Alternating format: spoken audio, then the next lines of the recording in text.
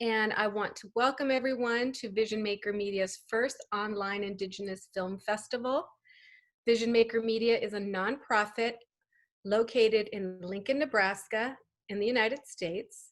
Vision Maker Media empowers and engages Native people to share stories. Vision Maker Media envisions a world changed and healed by understanding Native stories and the public conversations they generate. Reaching the general public and the global market is the ultimate goal for the dissemination of Native-produced media that shares Native perspectives with the world. Vision Maker Media continues to showcase the most compelling Native stories for public broadcasting on local PBS stations and online. And today's screening is brought to you by the Osher Lifelong Learning Institute at the University of Nebraska-Lincoln. The Osher Lifelong Learning Institute is an adult learning program for men and women over the age of 50. I guess I'm right in my element. Wow, I never thought I would be doing something with the Osher Lifelong Learning community and actually be able to be a participant now. So I guess I've hit a milestone.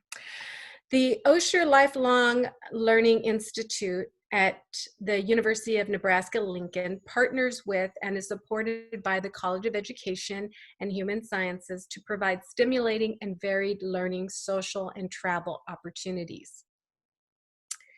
Our major film festival sponsors include the Lincoln Journal Star, Woodland Voices Flutes, Lux Center for the Arts, Native American Calling, National Native News, Indigify, NV1, FNX, First Nations Experience, NET, Nebraska's PBS and NPR stations, the Woods Charitable Fund, Humanities Nebraska, the Lincoln Community Foundation, Lincoln Arts Council, the National Endowment for the Humanities, the Cooper Foundation, the Reese Foundation, the Cherokee Nation Film Office, and the Corporation for Public Broadcasting.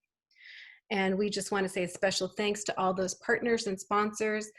With their help and generosity, we are able to bring you these amazing set of films and screenings and wonderful Q&As with partners that will be memorialized on video for folks to use. And one of the things about Vision Maker Media that I find so compelling and so proud of is that we are very much an educational tool. And so I anticipate many opportunities for these discussions to go on and inspire and educate. Today I'm going to be moderating the Q&A for nîpawistamâsowin. You want to help me out there, Tasha? Nîpawistamâsowin. Nîpawistamâsowin. We will stand up with the film director, Tasha Hubbard. I've had the distinct pleasure to program and feature We Will Stand Up at our 7th annual California's and American Indian Indigenous Film Festival. We just were able to produce and screen produce the film festival and screen this film at our 7th annual in February, just a few short weeks, if that, before the pandemic took over the world, where this film was so well received that Tasha also received the Champion of Justice Award with the Cash Award. So we're really happy that you in the film were able to receive this award, but that we were able to showcase it with a live audience that I think was really moved. In fact, for many weeks after the screening, people were asking for information and contact information about the film. So I know the film has a life of its own and is moving and inspiring audiences everywhere. So Tasha Hubbard is Cree. She's an award-winning filmmaker and an assistant professor in the University of Saskatchewan's Department of English. Tasha won the Gemini Canada Award for her first solo project, Two Worlds Colliding, an expose on the infamous Starlight Tours, whereby Saskatoon police were abandoning Indigenous men in freezing winter conditions. With her acclaimed 2017 documentary, Birth of a Family, made in collaboration with journalist Betty Ann Adam, Hubbard parses the 60s hoop legacy, a practice that saw more than 20,000 Indigenous babies removed from their birth families and placed in foster homes or adopted. Tasha speaks and writes widely on racism and Indigenous media, both in Canada and abroad. And we are so very honored and pleased to have you here for the opportunity to discuss this most powerful and compelling film. So Tasha, I will let you introduce yourself and then we'll get started with some questions. Tasha Okay. Hubbard. Yeah, hello, Tansei. Yeah, so I just a little shift. I just moved to the University of Alberta, so I'm actually coming to you from Edmonton, which is still Treaty 6 territory. I started working in film in 1998 as extras casting director for a miniseries on the Cree chief Big Bear, and was asked at the end of that by one of the producers if I wanted to learn how to make documentaries. And so he was a Cree documentary filmmaker, still making films, and I worked with him over a few years, learning the ropes. And Two Worlds Colliding was my first film. And it was one of those things that it was an event happening in my city, and I had friends who were connected to one of the victims. And I brought the story to Doug and said, this is a big story, and I had concerns how the mainstream media was going to tell that story. I have my degrees are in English, and so I think a lot about narrative and story, and whose story gets told and how does it get told, and in the history of film and in mainstream media, our voices haven't often been heard. So that was my motivation for starting that film. And it was one of those things where I assumed he was going to work with me, and it was like I literally he pushed me out of the nest and was like, this, you need to do this on your own, and I'll help, but it, this is, you need to make your own films. And I'm really thankful for that. I've had a lot of really great mentors over the years, and yeah, and then from there, I just, whatever stories come to me are the ones I end up telling. Yeah. Oh, you're muted, Jolie. Thank you. The mute button, the infamous mute button. Oh. Gets us all the time. Well, this is a compelling story, and it's a timely story for many reasons. Mm. Can you share with us how the Bushy family is doing? Yeah, I mean, it's hard every day. At the end of this, this was such a tragedy, and it was so unnecessary. It didn't have to happen like that. The farm family could have made so many different choices that would have Colton here with us today. So it's never easy for them. It's been 4 years. So August 9th marked the 4-year anniversary, and the family had a feast to remember their loved one. But I will say that they're still really determined to do the work, to continue that role of advocate that they took on during the course of the film. And just because the cameras stopped and doesn't mean that they have. And so, just actually when I came down to California to be part of your festival, I flew back directly to Ottawa because we had been invited to screen in our parliament with our members of parliament and the Senate, and the family came, and we had meetings again with cabinet ministers, the prime minister, quite a few heads of state, to continue the pressure, right, to enact some structural change in a legal system that continues to have a lot of bias and racism that, of course, is being denied, but it's there. Right. Well, this summer has brought us, a lot of challenges with not only with the obvious, the pandemic, but the social justice, activism that we have seen and the world has been witnessing as a result of highly visible, tragic deaths. George Floyd, I think the world couldn't turn their head after that one. Ahmaud Arbery, Breonna Taylor, to name just a few in the United States, African-American people. But American Indians in the US per capita are killed by police more than any other population. And Indigenous First Nations people in Canada have the same similar statistics. The Chantel Moore case, I know, has been devastating for the community. So First Nations people are far too familiar with these issues and the structural racism and settler colonialism that exist. You mentioned that you have met with the Prime Minister and members of the cabinet. What are some of the results? Or hopefully there has been some positive changes, you know, if they're incremental, at least they're moving in the right direction. But can you share with us if anything has happened as a result of this documentary? You know, I think that it's hard to map out the concrete changes. I mean, ultimately, the only, you know, big change was the peremptory challenges. So in the Canadian legal system, a defense lawyer and the prosecutor have 14 peremptory challenges where they can take a prospective juror out without saying why. And so the other alternative is challenge for cause. So they have to explain why they want this person gone. But in the case for this Gerald Stanley trial, you know, they didn't have to do that. So the defense lawyer, there were 5 Indigenous people who were prospective jurors who were called up in that first group.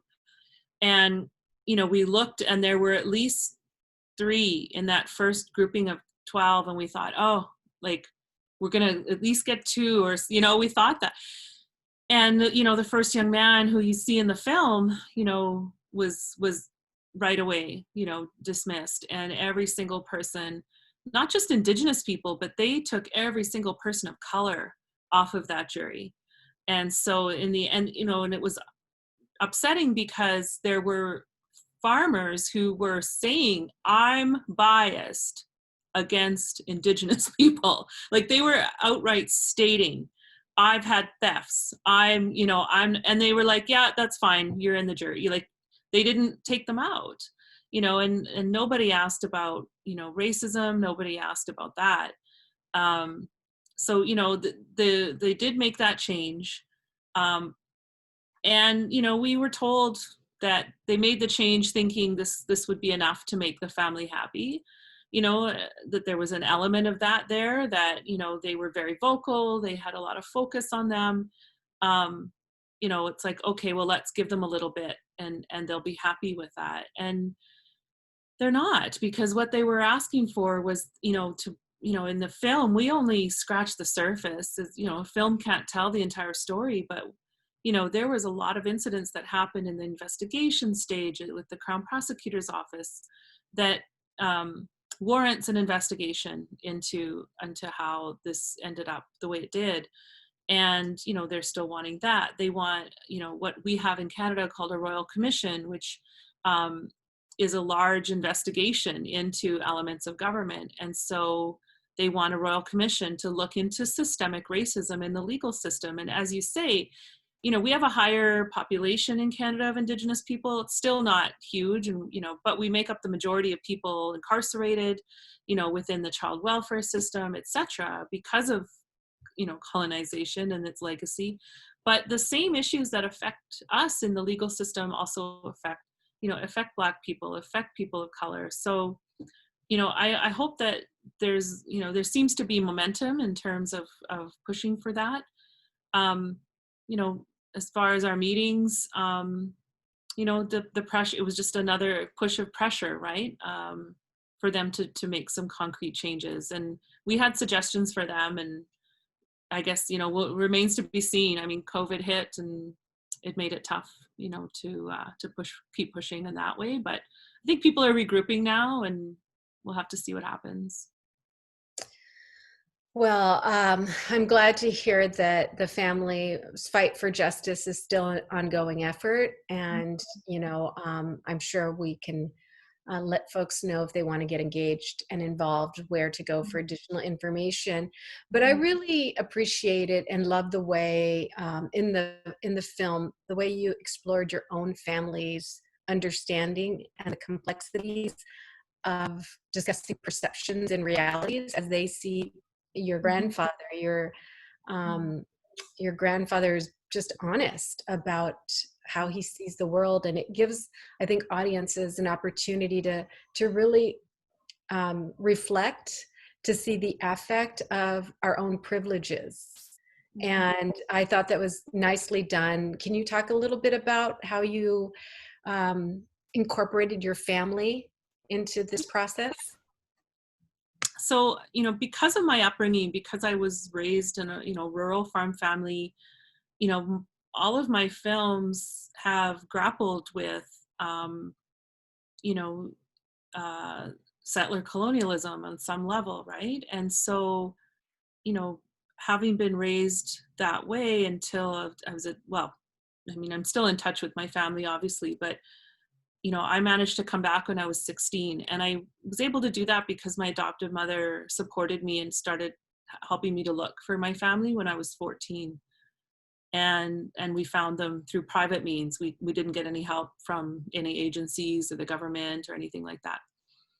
So my previous films, I had been asked, by producers, by broadcasters, by story editors, to put myself in my films. And I had always said, no, the story is the story and it doesn't need me, And I could have easily made this film with just this family. I mean, they're incredible. And the story of what happened, is compelling. And it wasn't that the story was lacking. It's just that I could see a purpose of putting myself and standing in some way for how deeply this affected people. And the grief that came in those early days when we heard the circumstances of how Colton was killed, we were all looking at our children.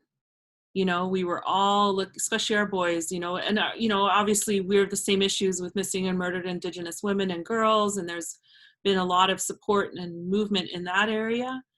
But in this case, we were looking at our boys, and I was looking at my own boy and my nephew, and just like, where are we going? And there any sort of illusions that we had about, safety went out the window, right? And you realize, like, this is the reality we're living in, where, people that, we run into in the hospitals or in stores or wherever, could very well be these people who are celebrating the fact that this young Cree man was killed and calling this farmer a hero. So, all of that mixed up, and the conversations I'd had with my adoptive family and friends over the years, and seeing, that there are narratives that are really strong when it comes to how the West was settled, and the pioneer narrative and the empty land, and it was here for the taking, and the Indians weren't doing anything with it anyway. Like, those are really strong narratives, and it's what's underpinning a lot of the violence of today. And so I just thought I can use that, and I can, by by letting myself be seen, because I've never really wanted that, that's never really had ambitions to be seen, be in front of the camera, but I could see how that could bring another layer. And as I say, like, the way I felt, the way I reacted or responded is I'm not alone. There were thousands of people feeling the same way that I was. And I wanted people to understand that. Well, I thought it was really compelling, and it was, beautifully done, to humanize that, the way people come to their own kind of realities based on how they grew up thinking. It just, the racism and the structural inequities and the structural racism, the colonialism is just so indoctrinated in so many people, they almost don't know that it's happening. And it's going to take a long time for us to adjust. What did your grandfather think when you showed him the film, and your family? And has this opened up a dialogue or changed them in any way to maybe revisit how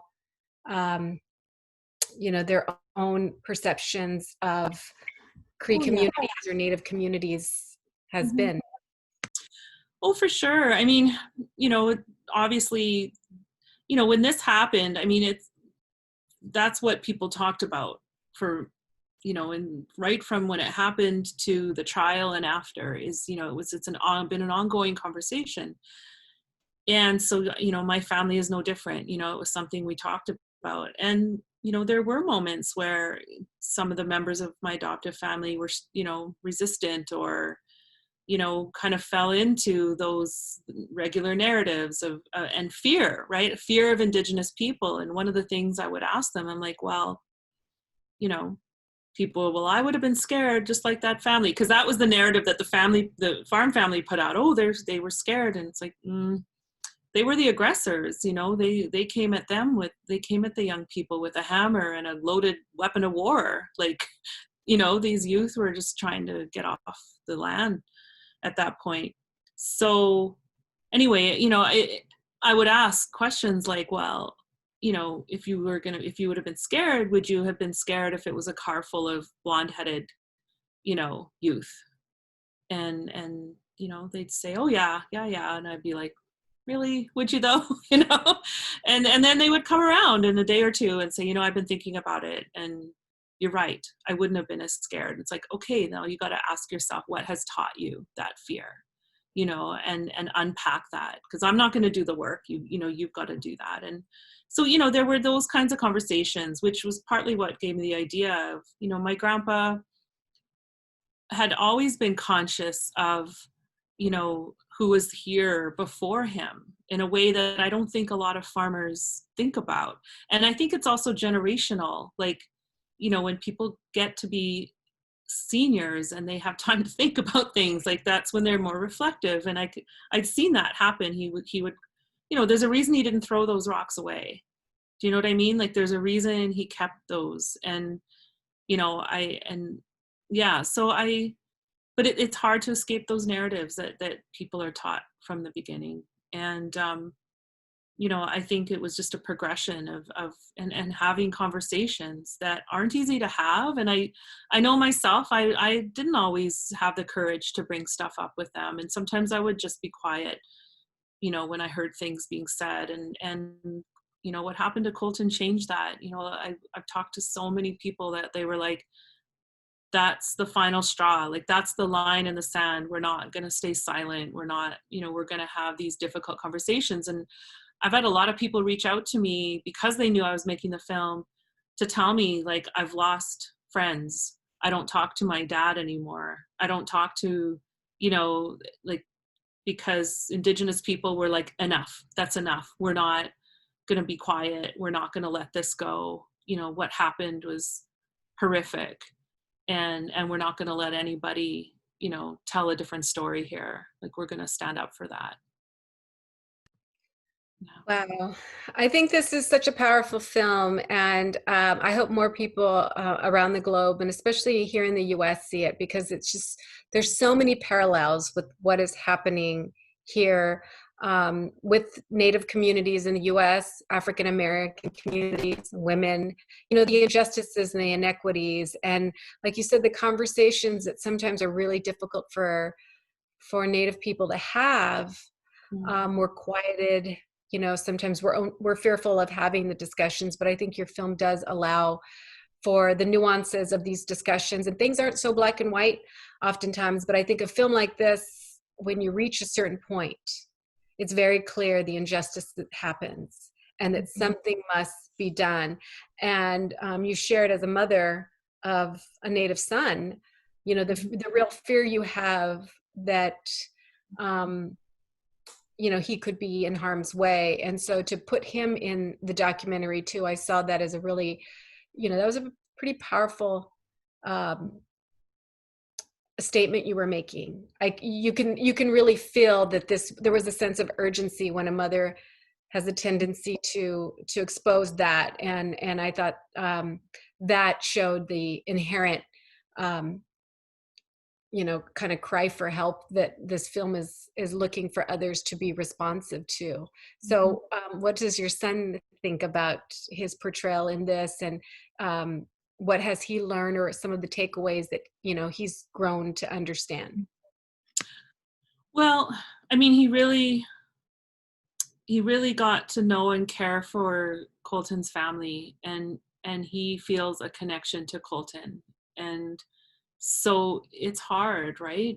It was a the filming part he mostly enjoyed, partly because he had his best friend and we were traveling with the crew. And like when we were filming those scenes of them on the land, like we went different places to do that, and he really liked that. And it was his family. He got to see his grandpa and his mushum, and so the filming part of it, but when he saw the film, it was really hard. He had a really hard time because it just, and you can imagine, like, this is our reality, and what is that like to grow up knowing that this ugliness exists, that it's ongoing, that you know that this is so unfair, and children tend to want things to be fair, and have an inherent sense of justice. Children have that, and he definitely has that. And so it you know it definitely was hard for him to see it. He's only seen it twice. He came when we premiered it at Hot Docs, and we had our first evening's audience. It was the first Indigenous film festival Indigenous film to ever open that festival. It's one of the largest documentary festivals in North America. We had an audience of 1,300 people the first night, and he was like committed to the audience, committed, in that moment. And then at that point, he's like, I'm done now. Like, I don't want to, and I'm like, yeah, you don't have to. So, because he lives it and he knows it, and it's the reality. And that's a hard thing for, my nephew. My nephew would come with me everywhere I went if he could. He's, he really likes coming and answering questions. But I think my son just feels it really deeply, and it's harder for him. But they both understand the importance of what they did. They both have that sense of accomplishment, that they participated in something really important. And they still carry that. They're 13 now, and my son's 5'11". He looks, and that's the reality, right? He's not that cute little boy anymore. He looks like a young man, and he's getting treated like as we know, mothers of Indigenous boys and mothers of Black boys, and that men, Indigenous boys are quickly seen as men. And so that's what we're dealing with now, is him realizing how he's viewed, and to not internalize it. That's been my main thing from the time he was small, is you are not going to internalize other people's ugliness and racism. That I've always flipped it, and it's like, they're going to look at you like something's wrong with you. That's completely false. There's nothing wrong with you. There's something wrong with them. They are lacking in humanity, and that's pitiful. And don't take what they're giving you, because it doesn't belong to you, and we're still in that conversation, and it's just changing now because he's older. Wow, he's 5'11". Yeah, others might see him as threatening. And so if anything, this prepares him for, like you said, I mean, just, making sure that he has that warrior spirit no matter what. And, looking at the film in that way to help young men be better prepared for the society that exists around them, whether in Canada or the US or in other places where Indigenous men are being targeted. Um, let's switch to some. I just want to add one little thing to that one of the messages that we have when we go to the screenings is, and usually, either Jade or Debbie is often with us, and if they're not, then I share the same message. And ultimately, the other thing I want people to get out of this is just that realization that how much our children are loved. And, that's one of the stereotypes I think that's really pernicious and pervasive and ugly, is that we're not good parents, and we don't care about our kids. And you know we talk about that when young people come and see the film, it can be really tough. And we always make sure we tell them, like, in those audience spaces, you are loved, you are appreciated, you are valued, and don't, again, and it's the same message that I try to give the boys is, don't let anyone take that from you, that you are loved and you are valued, because the outside world will try and do that, and don't let them, just, and keep that with you, keep the fact that you're so loved with you as you go about your day. Because I think we have to counter those messages all the time. Nicely said. I think that's so important. Every life matters. And in this case, every Indigenous boy and girl, young man and young woman, not only matters, but they are sorely missed when they are gone. Given that we have survived a legacy of colonization, discrimination, genocide, all of these efforts, when one of us is harmed or goes missing,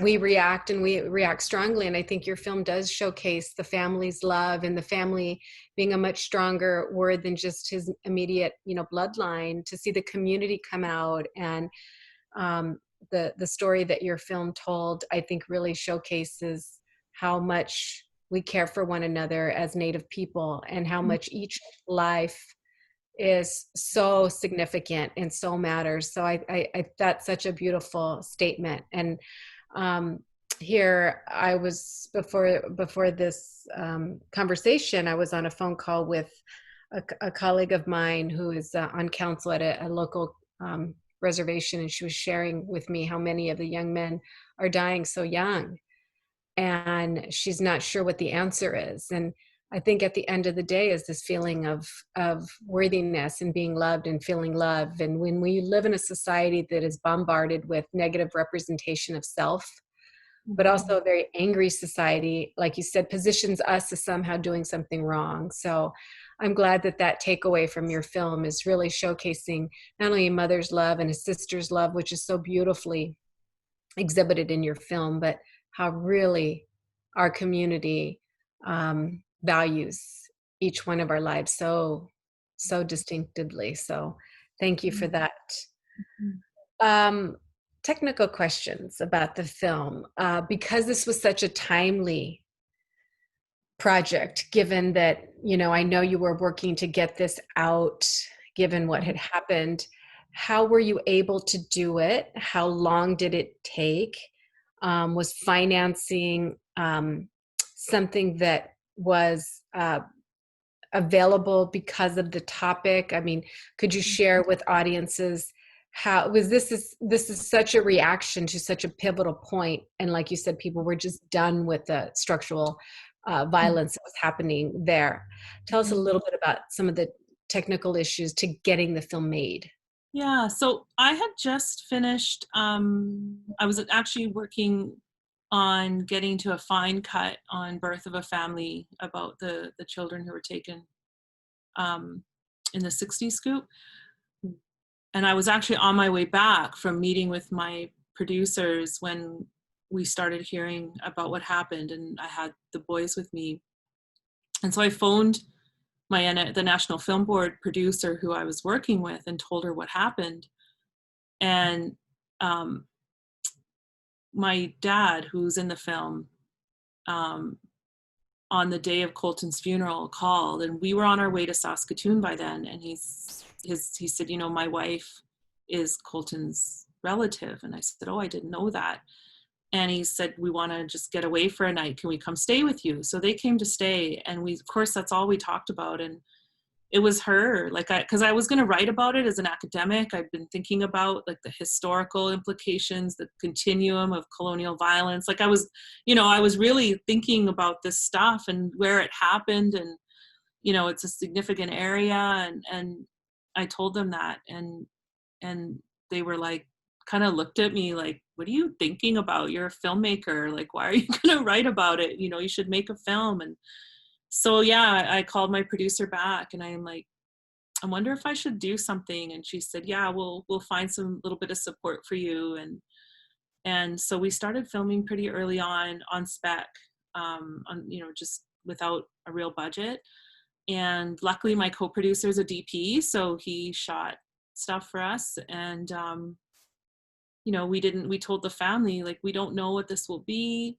You know, we just feel really that this is important to document, and that, you know, you're going to, you know, be going through this process that no other family ever wants to go through. But, you know, we think it'd be important for people to see what it's going to be like for you. And, you know, we don't know what that is going to look like. And they were on board pretty quickly. And, you know, we got some we do have the National Film Board, which produces documentaries. And so they were interested early. And then our national broadcaster, the Canadian Broadcasting Corporation, or CBC, has funding envelopes. So we approached one of the people we'd worked with before, and she got on board, and we got some funding through her envelope. And so we kind of had the film financed as a 44-minute television film, maybe 50 minutes for education. And I wrote the treatment, and, you know, we filmed when things happened. And we got some other funds, you know, just provincial film funds. Hot Docs has a film fund that we were able to access. Anyway, then the acquittal happened. And all of a sudden we're in Ottawa, and we're in the Prime Minister's office, and, you know, all these things are happening, and my producers are like, this is now a feature, and we're going to have to look for more money. So we were lucky again. We found, and it, you know, and it's because it was such a pressing issue. It was a national significance. It was the top story in the news night after night, and we were so embedded, right? And had access that others weren't having. And even when we went in to film at the Prime Minister, we were allowed to stay for 7 minutes, which isn't that long. The meeting went longer, but most times it's 30 seconds. The film crews get 30 seconds. And, you know, my DP, when he came out, said there's all these journalists pissed off because we got to stay so long, but nobody could say no to this family. Like, nobody could say no to them. And we were there on Parliament Hill filming, and all of a sudden there's this tall guy helping, and, you know, I'm in directing mode. So I just start ordering him around, right? I'm like, oh, it's really noisy in the hallway. Can you go ask those people to be quiet? And they're probably senators, because we're in the Senate, you know, I don't know who they are, but they're noisy, and we're not, you know. And he's like, okay. And he's going and, you know, telling people to be quiet. He's carrying the tripod. And finally, after the second day, I'm like, who's this guy? And here he was the head of parliamentary security. Like, he was the head of the entire, and I'm like, oh, I've been ordering around this guy. But, you know, people were, you know, invested, I think, in seeing, because in their heart of hearts, they knew it was wrong, right? In their heart of hearts, they knew what happened to this family was not right. And so, you know, we had a lot of support in unexpected places. Yeah. Oh, you're muted again.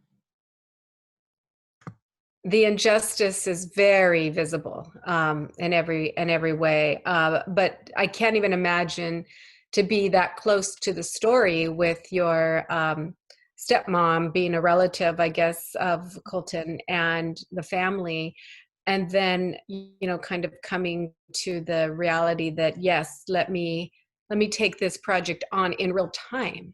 I mean, I can't even imagine. But we are all so grateful that you have been able to bring the story to audiences. I do think it's an important story for very obvious reasons, but I think we're both academics in our other world, in our other jobs, and I do think there's real opportunity here for dialogue and for change. And, you know I'm often frustrated as we are finally beginning to have conversations about the injustices that the United States, for example, has committed towards people of color.